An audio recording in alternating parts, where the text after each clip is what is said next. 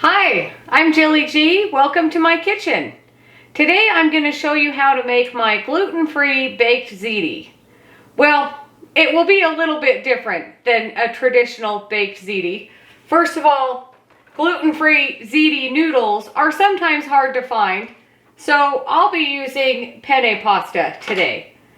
Any tube kind of pasta will work. In fact, for this recipe, you could use elbow macaroni, really whatever kind of pasta shape that you prefer.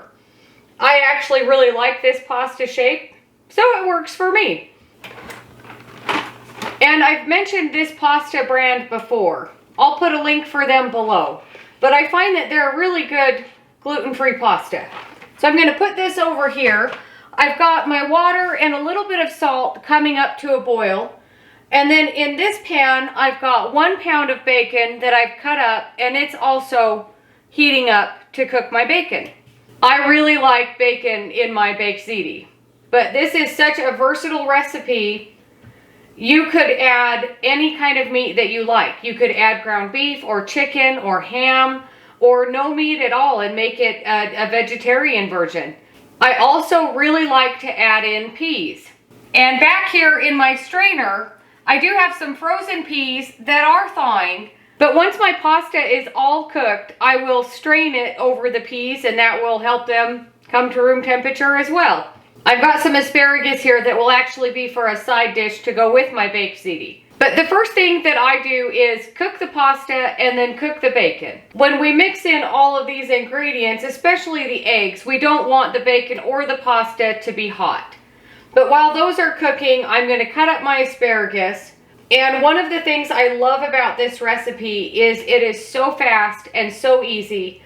And I've got 2 jars, 2 pints, 32 ounces of my spaghetti sauce. The recipe for my spaghetti sauce is in my cookbook.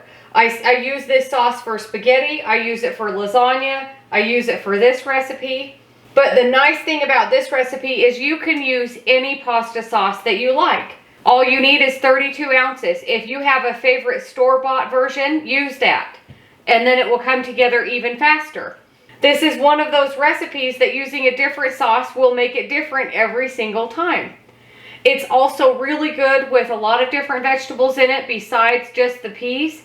Zucchini is really good. Any kind of summer squash.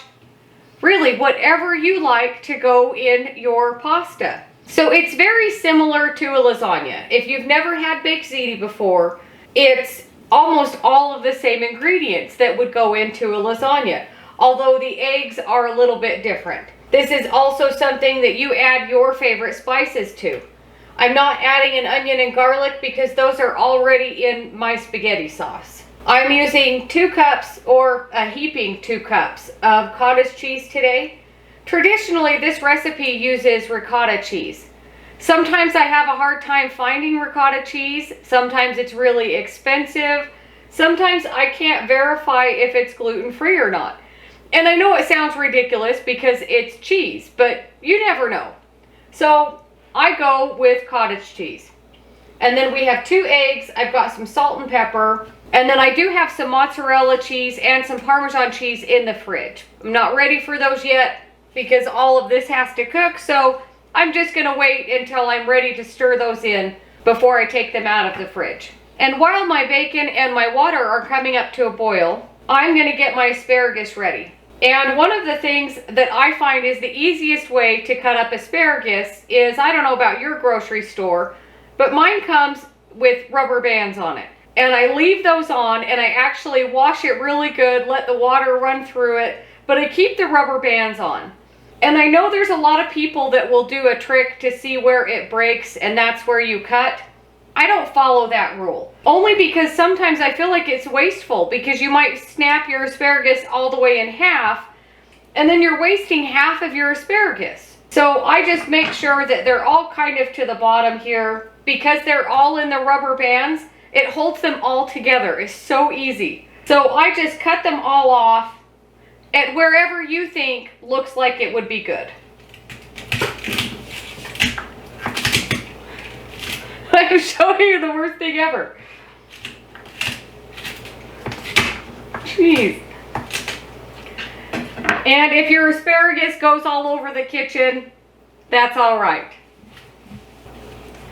So now just get rid of our ends there.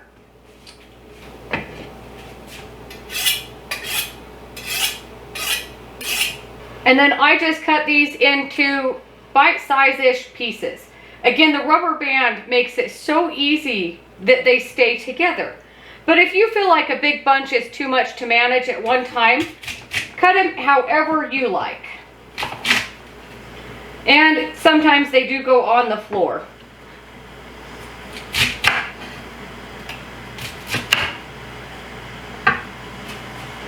And then you just take the rubber band off. Of course, not all of them will stay in the rubber band, but look how fast and easy that was. And I don't know if you've ever had oven roasted asparagus before. It is my favorite way to eat asparagus, or my favorite way to cook asparagus. And then once you've got it on a cookie sheet, I've got a couple of tablespoons of olive oil here. And just dump that on. And then I've got about a half a teaspoon of salt and a half a teaspoon of pepper. And I don't know that I'll use it all. Or maybe I will. There we go. And then just with your hands, toss this all together. It is so fast and so easy. And because our oven will be on for the baked ziti, we just throw this in at about the same time. Normally, if I'm cooking asparagus just by itself, I might go to a higher temperature like 375. But because the baked ziti is at 350, we'll just go 350 for both of them. And then I spread them out into a single layer. And then I'm going to wash my hands and see how my bacon and my pasta water are doing. And with my pound of bacon, I just cut it into bite-sized pieces, and then I can cook it all at once, and I'll drain it here on this paper towel lined plate. And my water is up to a boil, so I'm going to dump in my pasta. And with my same spoon that I was using with my bacon, I'm going to give the pasta a stir. And with that pasta, I'm going to cook it till it's almost where I want it to be. I'm going to err on a little bit of the firm side just because we'll be mixing it together with all of this and then throwing it in the oven. That way it won't get mushy. I'm also going to turn my oven on to 350.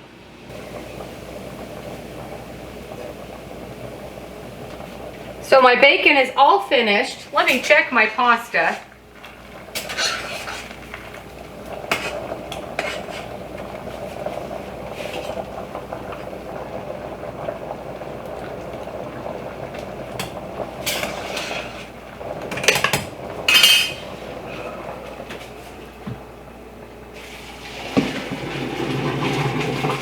So while we're waiting for our pasta to cool off a little bit, and our bacon cools off pretty quickly, the tricky thing is you don't want it to cool off all the way because you are just going to be throwing it back in the oven, but you don't want it to scramble your eggs either. So in this large bowl, I'm just going to add in my 2 cups, heaping 2 cups of cottage cheese. And then I'm going to get my 2 eggs cracked into this little bowl. And I am just going to use a fork and mix up my 2 eggs just to give them a head start so I don't have to use a whisk with my cottage cheese and other stuff. And I've mentioned before, if you're making dinner, it's just as easy to do a double batch of something than a single batch. And something like this, if you have a casserole dish and the freezer space, you could make a double batch, put it in 2 casserole dishes, and throw one in the freezer. And all you have to do is just pull it out, throw it in the oven, and you've got a fast, easy dinner ready to go. So there's my eggs, and they'll just go right in with my cottage cheese. And I don't know that I mentioned, I've got 8 ounces of mozzarella cheese and about 6 ounces of Parmesan cheese. And then I've got about, 1 cup and then about 3/4 of a cup of mozzarella and Parmesan.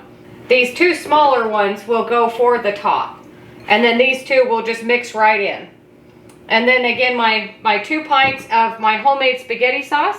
I've got a half a teaspoon of salt and a half a teaspoon of pepper. And salt and pepper is to taste. Bacon is kind of salty, cottage cheese is kind of salty, so put in however much you like. And my spaghetti sauce has all of the spices that I like already in it. And then I'll just pour them in. Maybe I'll use this fork here. And our second jar. And then I'm just going to start mixing this together. I like all of my ingredients mixed together for this recipe. The cheeses, the sauce, the eggs, of course the eggs. In goes my 6 ounces of Parmesan cheese, mozzarella cheese, and then just give this a really good stir.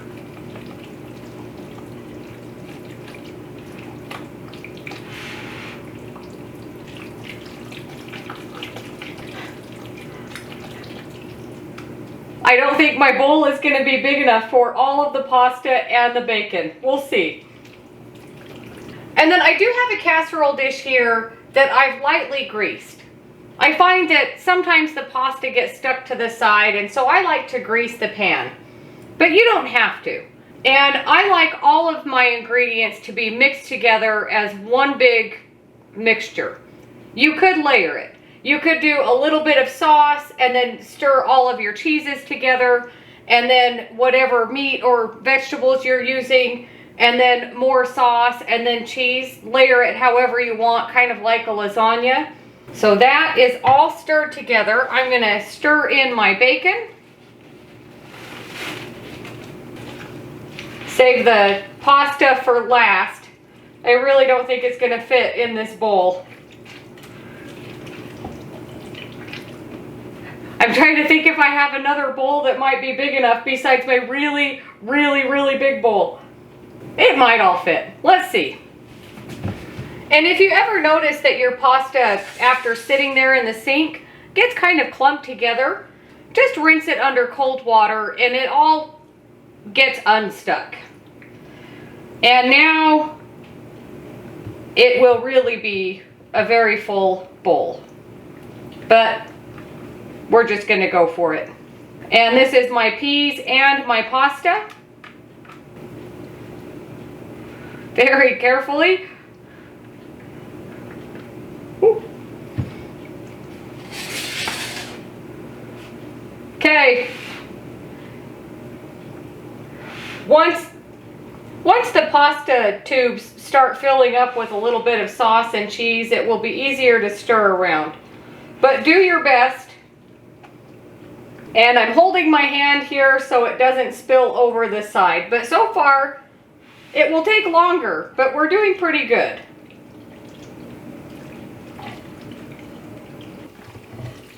I would say scrape the bowl as you go, but clearly it's a challenge to even just stir this around, let alone scrape the bowl. So just do your best.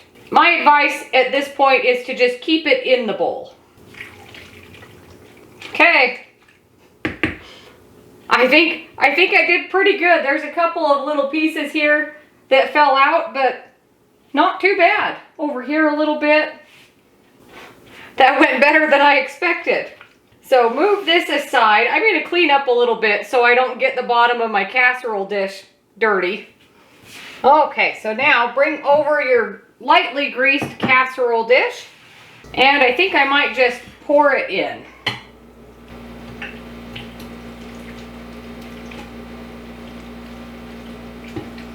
And I'm going to flatten it out a little bit before I pour in the rest. And this too will be a very full dish. And what was I just saying about putting one in the freezer? And this pan isn't all the way full, but this will come in really handy for a really busy weeknight. You could also divide this actually in half instead of not quite in half. And give one of these to a friend or a neighbor, something like that. And the funny thing is, I was pretty sure it would all fit in this casserole dish. That's all right. I should have known. This recipe will fit a 9x13 perfectly. And for some reason, I thought that even though this is a rectangle, it does have taller sides. So there you go with my measurements. Use a 9x13 pan. Let's call today's recipe, do as I say, not do as I do. But here, now you've got 2 meals. And then I'm just going to sprinkle on some of our mozzarella cheese evenly between both dishes. And the cheese quantity is totally up to you. If you like more cheese, put more cheese. If you like a different kind of cheese, by all means, use your favorite cheese.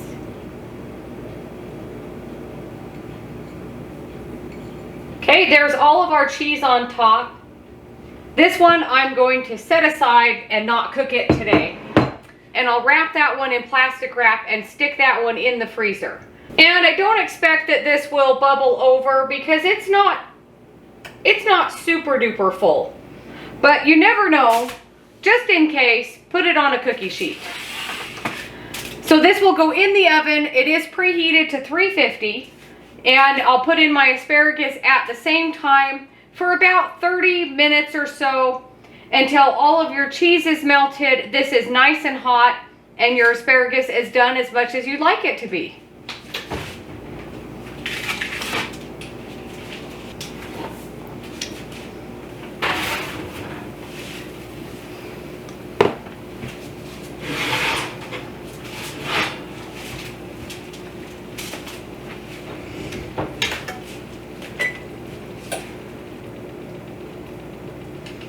Smells so good. The only thing about asparagus is that it shrinks so much. Even though the asparagus is really shriveled and shrunken, this is exactly how I like it. It gets a little bit crispy, but it's still soft. And of course, if you have really thick asparagus, it would go longer in the oven. If you had layered this kind of like lasagna, you would want to let it rest a little bit longer than I am. But because all of it is all mixed together, I'm not worried about things sliding apart. So let's just give ourselves a little serving here.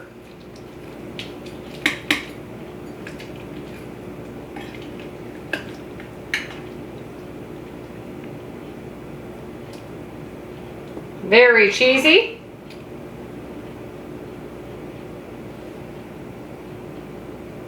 Get some really shriveled, shrunken asparagus. And it looks exactly the same as it did going in the oven, except all the cheese is melted. Looks really good and really hot. Make sure to get a little piece of bacon in there.